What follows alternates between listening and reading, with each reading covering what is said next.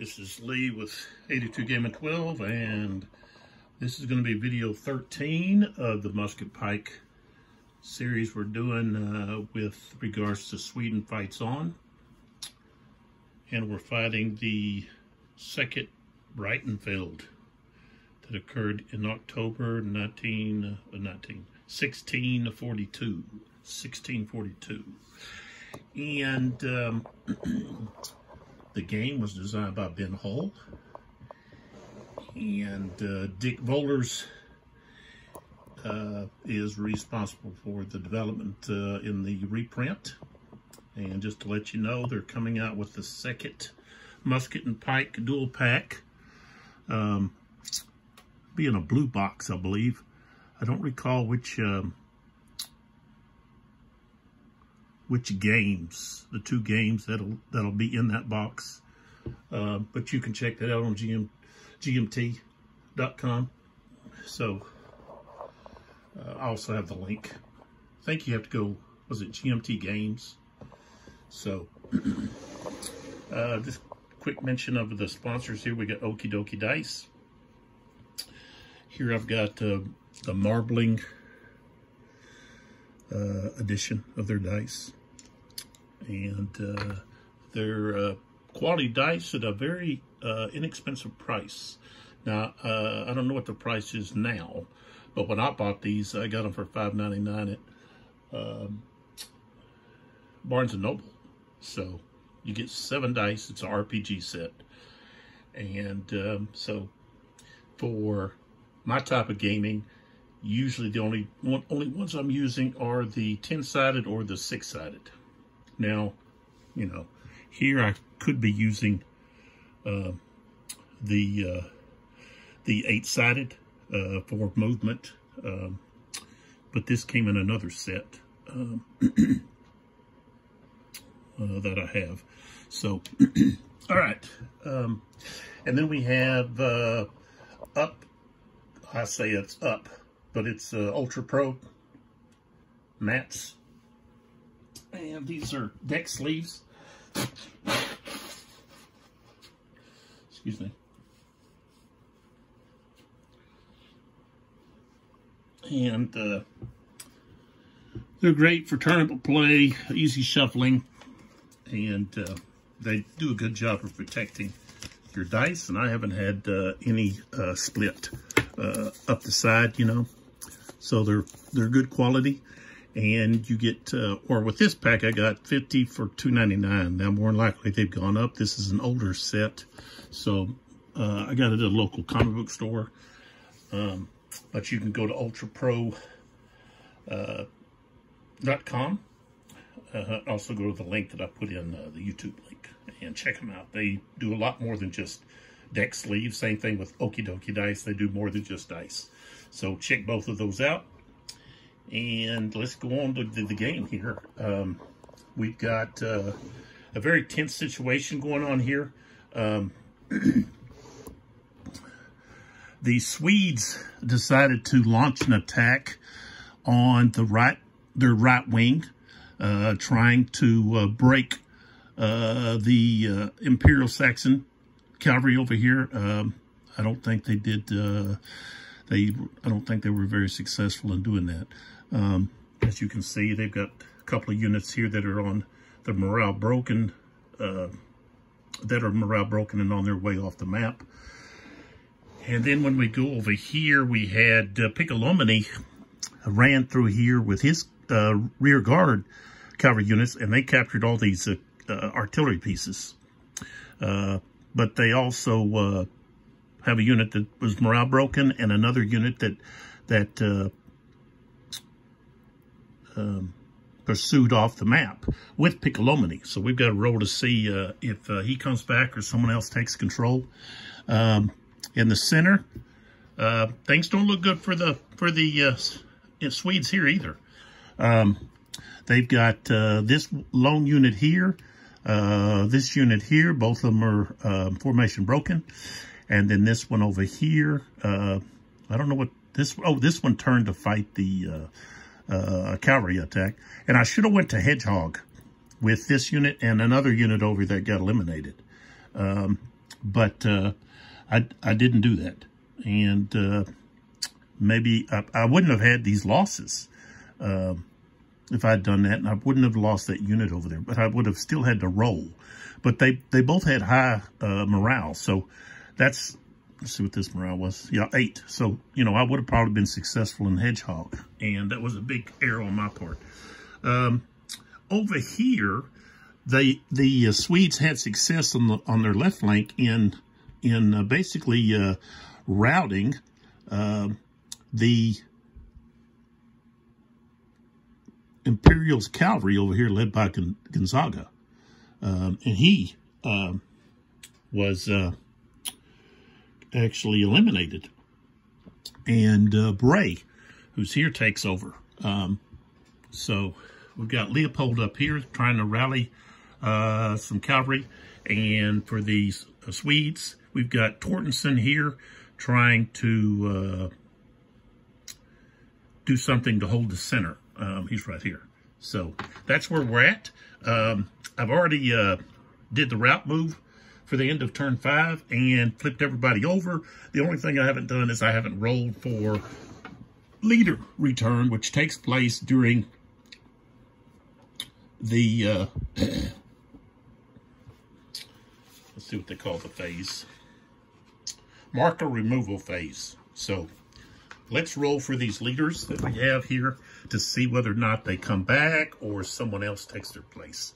So let's start with, who is this? Where did he come from? Oh, okay. He was over here with the Imperial left. He was a backup leader. So let's roll. It really didn't matter. I could put him back because any leader that I put back in is going to be a backup leader is going to be the same. It's going to be a 0. I don't think there's not any +2s or anything like that in here. I think the lowest leader is going to be a 0. So yeah, the lowest leader. Let me just be sure. Let me look in here. Here's actually the dice that come with the game. One great thing about GMT games is they provide you with good dice. So, yeah, all the backup leaders have a 0. You know, so it's all it is changing the name. So I'm not going to worry about putting someone else in. So we'll just put him back on top of a unit here. Let's see here. I'll put him right here, right beside that other leader. So this is where I put him. Okay, now the next Imperial leader is the Piccolomini. So let's see what happens to him. So I rolled a 4, and here it just says the leader eliminated or does not return. So he's off the map. He doesn't return. So we just use a replacement leader.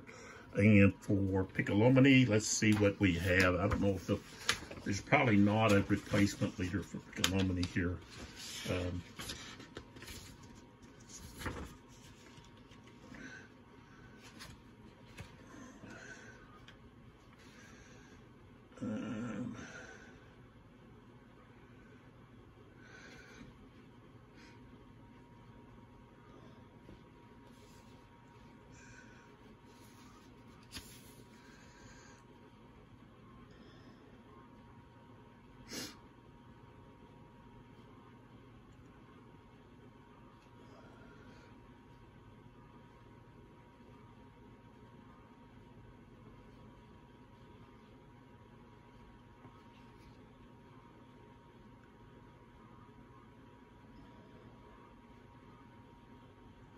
Actually, it should be the Soys.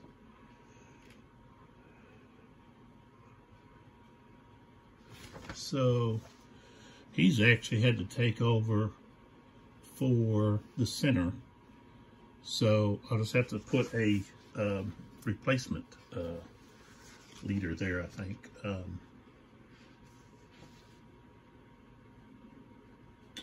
Yeah.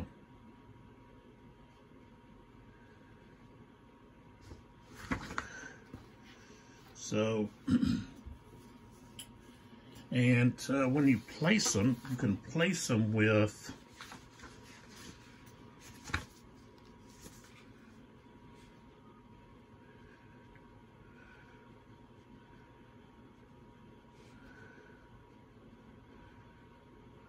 on any unit of the wing.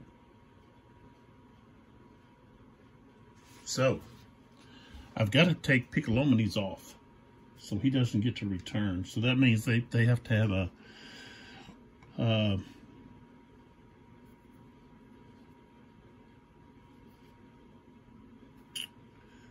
they've got to have, I guess I just put a replacement leader on there.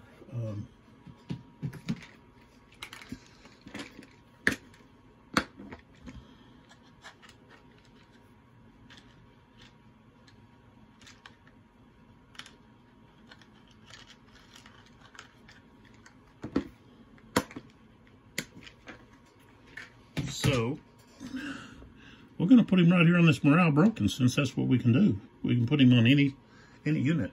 So, that's where he goes, right there on that morale broken one. Okay, then we have these two here. We've got Mortenay, and let's see what happens to him. And then we have Stolansky.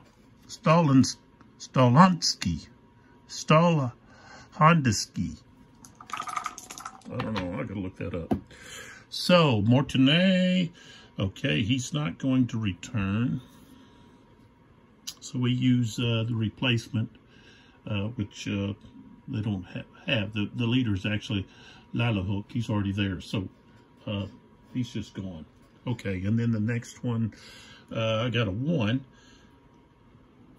So it says that he will return at the end of the next turn, and so we just use a replacement. So he goes to turn 7, where he's going to come back in. And let's see who his backup was. Might be already off the map.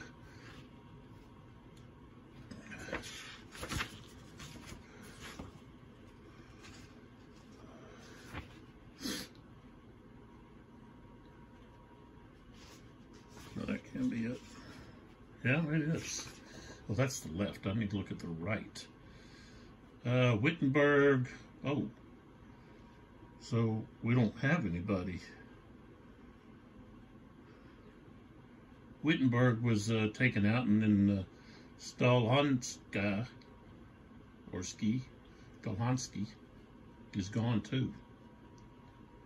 So, we just have to have a replacement. Oh, no. I said that he comes back in the next turn, so they just have they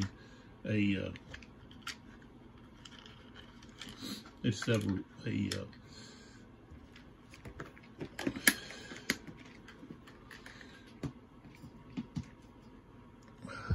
and let's see, where do we want to put him at? You know, we could put him back here. They have a charge order, though. So I think we're going to put him here with this group here. Okay. All right, so we're done there. Now we can get on with the play. Sorry, that was like 20 minutes of, or no, 14 minutes of not really getting anything done. And I don't know why that 2 is just out here hanging. So, all right, let's see make sure that the Imperials have a rally, another rally. This unit down here is in charge, and they don't, oh yeah, there's their leader. Okay, so I need to move that over here with him. And then they have a make ready. All right, so they've got 1 charge. No, 2 charges. And the Swedes have a charge there, a charge in the center, a rally, and a make ready. So somebody's not right here. That'd be the reserve should be, he's not charging. The center is charging.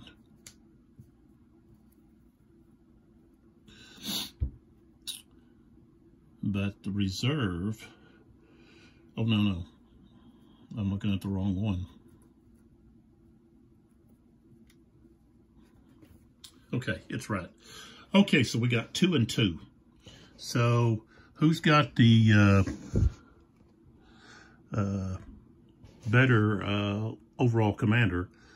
Tortenson has a -2 and Leopold just a 0. So Tortenson is actually going to give the Swedes the first activation. That's how that works. All right, so who do I want to activate it? I think I want to activate these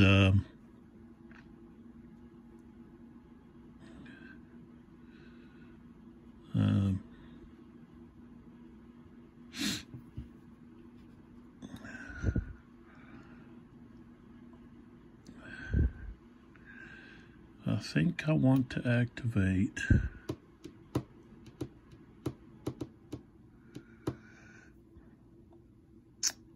I want to activate this center because I don't want to give them the opportunity to, well, they're going to get the opportunity to fire on me, but possibly.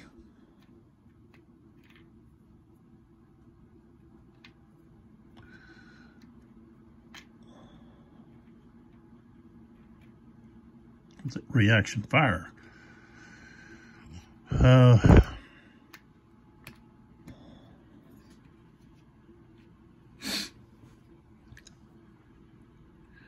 But if I can take it out, it can't reaction fire.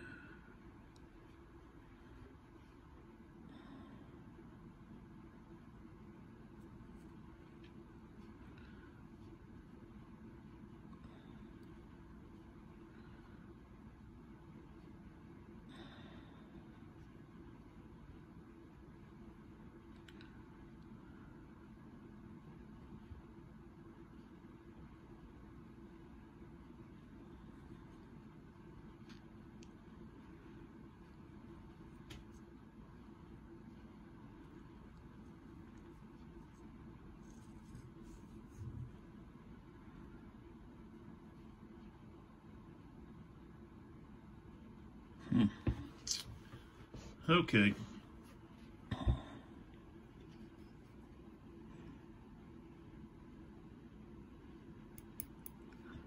Now,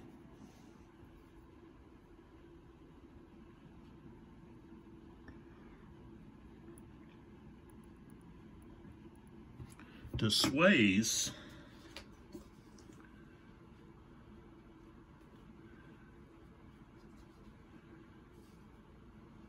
okay, he can't preempt. Okay.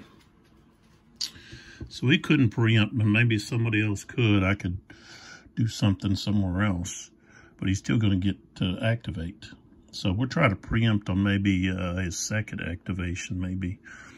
So he's under charge orders. Must end at least 1 hex close to the closest enemy unit that is not already engaged.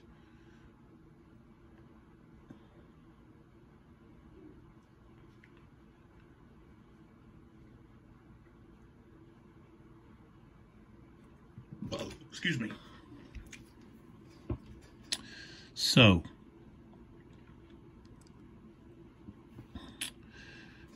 it says we got to move this close. Does that mean a morale broken? Unit 2? I guess it means any unit. Let's see.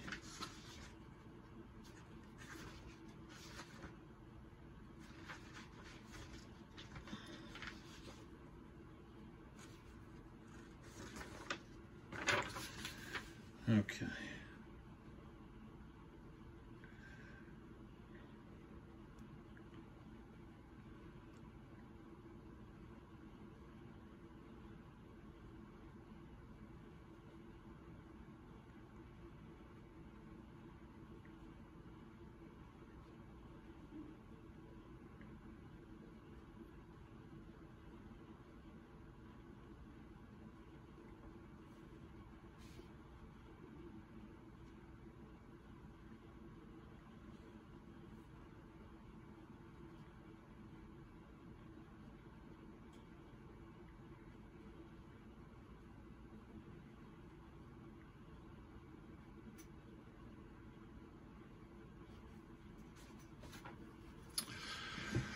Okay, so over here, this guy has to move closer to this unit. And so by doing so, he's going to wheel. Okay. But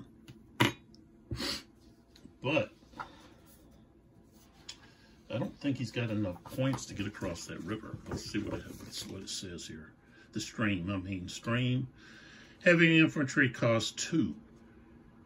Okay, so they cannot move across there.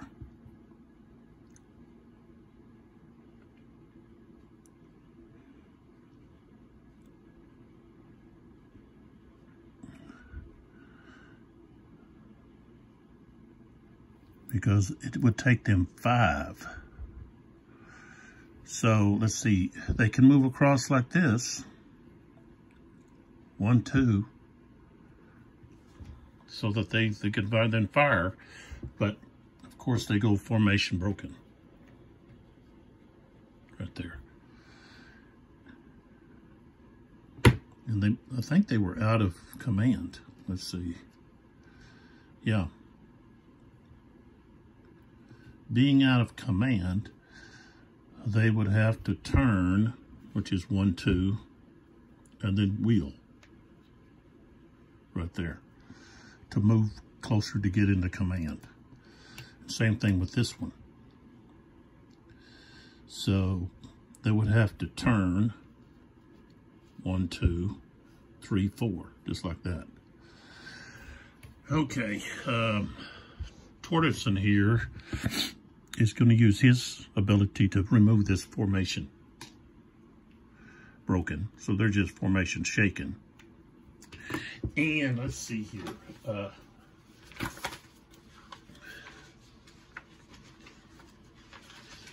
don't know, I guess the unit can still do something.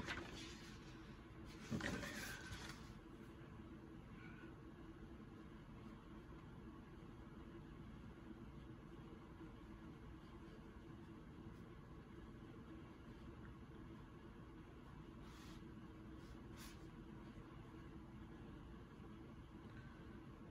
But I guess that's their action too, though.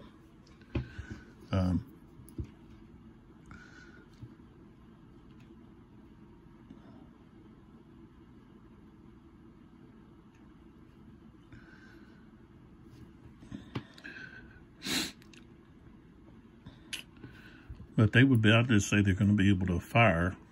They can't attack, but they could fire. So that's what they're going to do. They're going to fire. I may be wrong on this, but we're going to do it anyways. All right.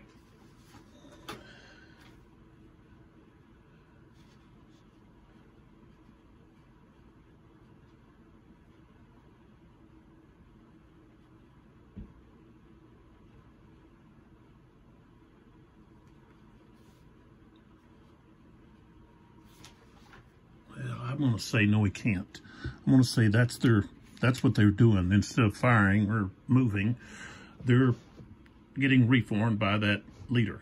So, all right, let's go over here to Lala Hawk. All right. Now, the unit has lost 4.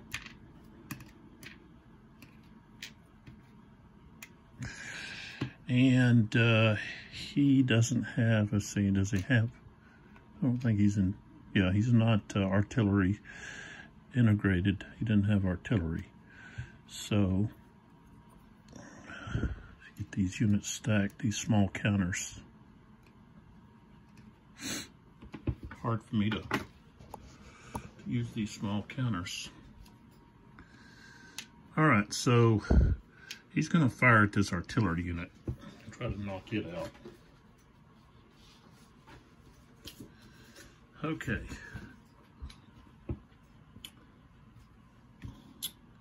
He's firing in his front. He could use salvo, which I think he will. Okay. He is formation broken. That's -3. Okay, for each calorie point, however, 2 calorie points, -1. So now he's at -4.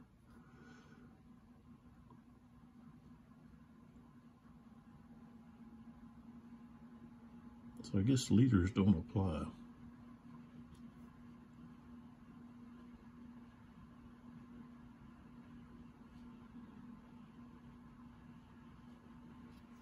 I guess liters only modify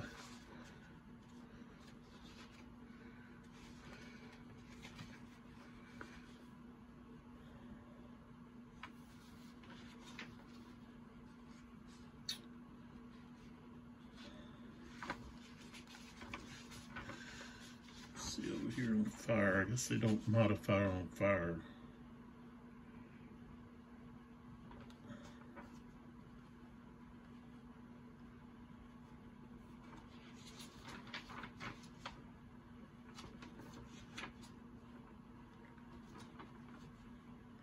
Okay. So we got a -4. Okay. I rolled a 9. That's going to be a 5, so that's going to be 1 hit. How many hits? I think maybe artillery, maybe, how many hits can they take?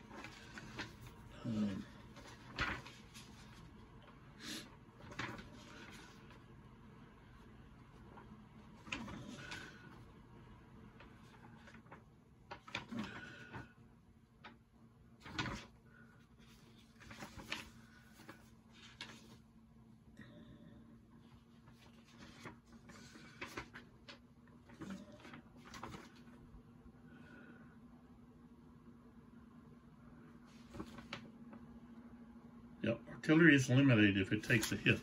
You may say, well, where's that at? Right there, 10.6.1. Okay, right there it says, artillery is eliminated if it takes a hit. And measles replaced with a disabled guns marker. All right. So, this artillery unit is gone. And we have to put one of those disabled artillery markers there.